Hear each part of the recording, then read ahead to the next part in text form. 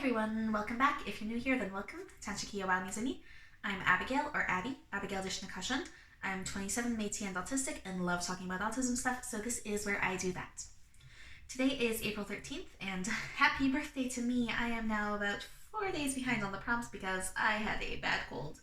Still a little off. I apologize for my voice and additional pauses for breath. But mostly better. So yeah, gonna try and run through these 4 prompts in one go as quickly as I can so that I can have dinner and get some special birthday puppy cuddles. Prompts were made by myself and my friend Audie Jake. Link to his channel is in the description. So first one, do you collect anything? Do the things that you collect have anything to do with your special interests? How do you organize your collection? Show off your collection if you want. I do collect things. They are mostly special interest related.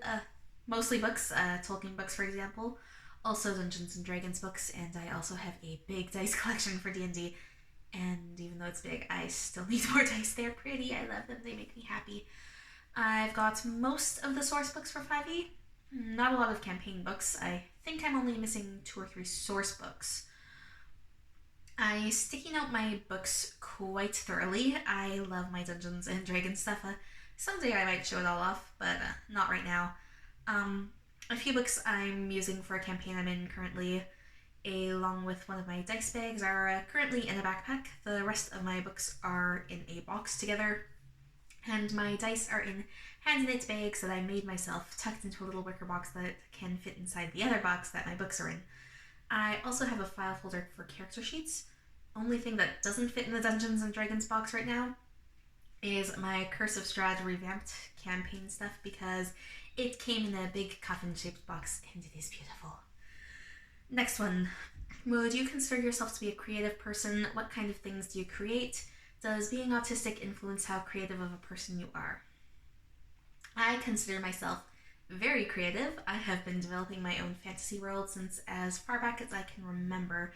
I am obsessed with making up new D&D characters and developing their backstories.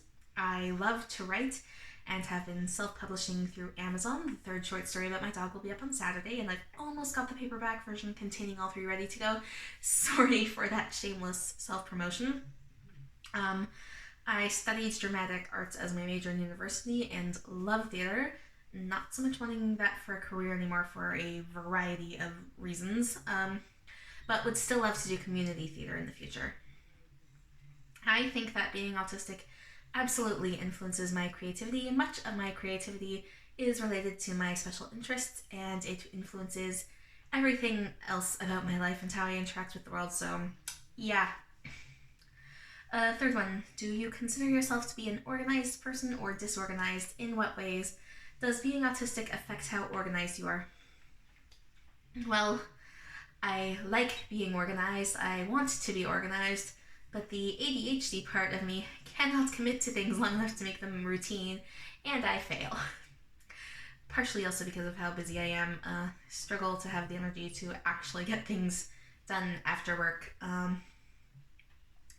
It has been getting easier now that I'm living with just my boyfriend and my dog. I've been slowly improving at making myself just do the things, but I do so someday dream of being able to just make money from my writing and staying home and just cleaning and writing all day.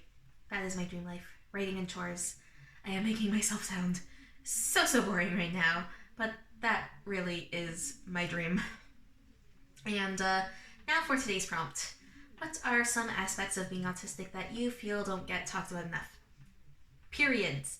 That's the biggest one for me right now.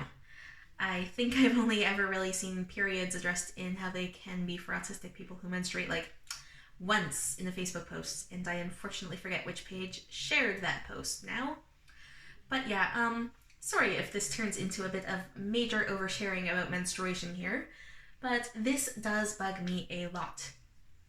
But yeah, I was 26 before I knew that the reason I had always struggled with forgetting pads and tampons all the time when my classmates never had that issue, and I had worse cramps than everyone to the point of throwing up or passing out or both, and the heavy flow and all of the other stuff is actually probably an autism thing. Turns out, menstruation can also make pre-existing sensory issues even worse.